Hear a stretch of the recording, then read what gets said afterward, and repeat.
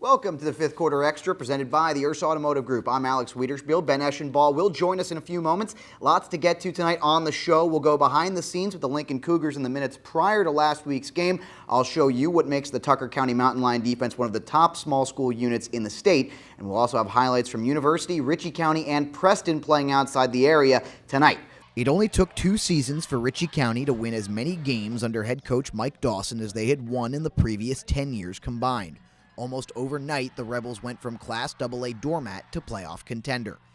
And University High seeking their first trip to the Final Four since '09, visiting Capital. First quarter, Hawks cap a 6-play, 80-yard drive as Isaiah Utt takes it in from the 4. It's 7-0 UHS. Cougars, though, will strike back 77 yards. Tyree Pratt's 1-yard score makes it 7-7 through 1. Early in the second, Pratt on the keeper again. This time, he's going to take it in from 13 yards out. Cougars take their first lead 14-7.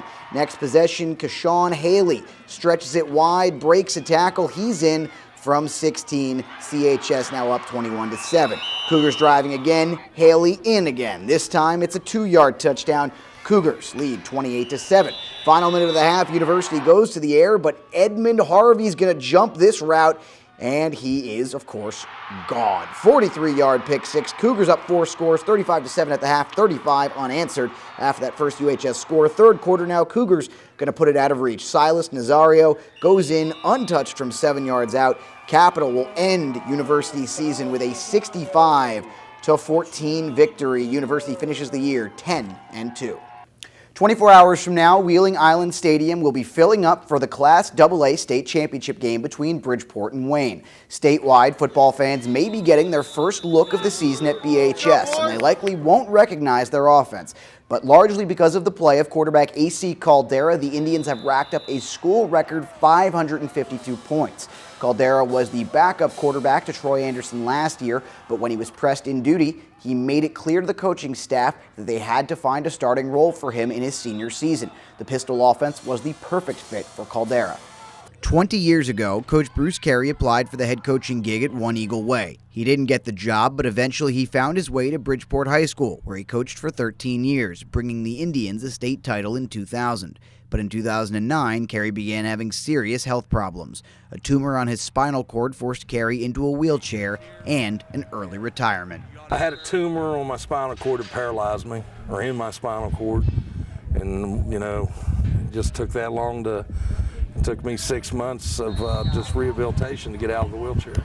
At the time, Carey was sure he was done with football, but as his health began to improve, the itch began to return.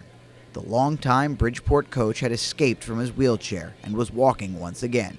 Bruce Carey wanted to return to the sidelines. I started back to drawing plays and things, and I don't know, I could see I was getting back in it. I was just hoping my health would get better, and I did. I started out in a wheelchair to a walker to 2 crutches and now to 1. So it's getting better, but it's been a slow 5 years, that's for sure. And it just so happens that job he wanted 20 years previously was opening back up. After 2 years off the football field, Bruce Carey became Robert C. Byrd's new head coach. Well, just by luck, RCB was going to be vacant, and I live less than a mile from here. So, 20 years ago, I tried to get this job. I was the freshman coach up here at WI when they consolidated, and didn't get it, and just worked out right for me. While RCB remained consistently competitive, they struggled with low numbers.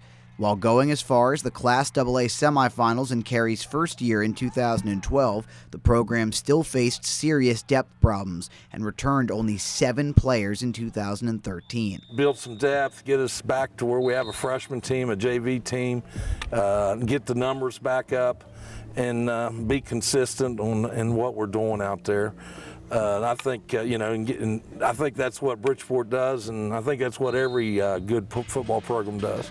Fielding only 22 players in 2013 and missing Ben DiNuzio for the better part of the season, RCB has scrapped their way to a 6-3 record heading into tonight's play and is likely looking at a return trip to the state playoffs. Despite the adversity, Carey's expectations for his team remain the same. We don't have lower expectations, but I don't think I've ever had a team that was been so young. You know, I've never started a freshman until this year ever, and hardly ever start sophomores, and we have like 5 sophomores starting on defense. So, you know, this is a little younger than I'm used to. It may not happen overnight, but Bruce Carey envisions an RCB that isn't rebuilding every year. I'm going to stick around till we get this thing built back up to where we got the numbers on the field, and you know, and we have the teams, and every year instead of rebuilding, we're just reloading. It's that time of the year again. The Charleston Civic Center is loaded with the gold and blue and the green and white. The Capital Classic returns for another edition as the WVU men look to end a 2-game skid with losses against Missouri and Gonzaga, while the women look to win their 8th in a row. Would it be another nip-and-tuck game like last year's WVU victory over Marshall? Well, Marshall off to a fast start. Sean Smith in the corner knocks down a 3. Hurd up 13-6. Back come the Mountaineers. Jawan Staten drives, scores, and gets fouled. WVU back within 2, 17-15. Marshall, though, would lead throughout the entire first half. Kareem Canty good for 3, and the lead is 6, 28-22. WVU closes the gap, though, just before the break. Aaron Harris buries a 3, and the Mountaineers trail by just a basket at the break, 33-31. Second half now, the Herd still in control. Tamron Manning knocks down a corner 3. Marshall's lead is 6, 52-46. But WVU would slowly work their way back into it. Brandon Watkins gets the putback here. He had a double-double. Ears trail 60-58. Still down 2, under 3 to play. Staten takes it to the rim. 3-point play gives WVU their first lead, 63-62. Staten led all scorers with 19. And WVU would close it out on a 16-2 run. Gary Brown's jumper with 90 seconds to play seals it as WVU survives, winning 74-64. Another 10-point victory 2 years in a row now. Mountaineers win on a night when they certainly did not play their best. Well, exams are over and the students are leaving Morgantown in droves. But WVU basketball is entering the thick of its season now as both the men's and women's squads will hit the hardwood this weekend. On Saturday, the women's team will head up I-79 for a 2 p.m. tip to try and top the Duquesne Lady Dukes for the first time since November 17, 2010, while the men will look to find a bit of consistency against a Purdue team that is just 4-3 since Thanksgiving. In the last 2 years, the WVU women's team hasn't been able to handle a physical Duquesne squad. The Mountaineers shot below 30% from the floor in last year's loss and turned the rock over 23 times in a 62-54 loss. Coach Carey's concern lately is that the team has become a little lackadaisical since they've won by an average margin of 40 points in their last 5 games, and that the team can't make the little mistakes they've been making if they want to avoid a 3rd straight loss to Duquesne. And we'll stay on the hardwood. North Marion playing host to Weir for a Saturday afternoon matinee. And we start in the second quarter. The Huskies already up big, 30-5. Presley Tuttle drains the 3. North Marion on a 12-3 run, up 42-8. Tail end of the half, North Marion letting it fly. Megan Holler's shot from downtown puts the Huskies up 52-14 at the break. Holler led all scorers with 15. Third quarter now, Kara Egris with the loose ball rebound and the putback. North Marion opens up the lead to 40. Egris again now dribbles, stops, and pops. The mid-range J is good. Huskies dominating, up by 44. They went on a 14-2 run in the third. Egris dishing now finds Mackenzie Hess for 3. She had 7 on the day. North Marion up 71-19 after 3 quarters. They win big, 84-24 over Weir.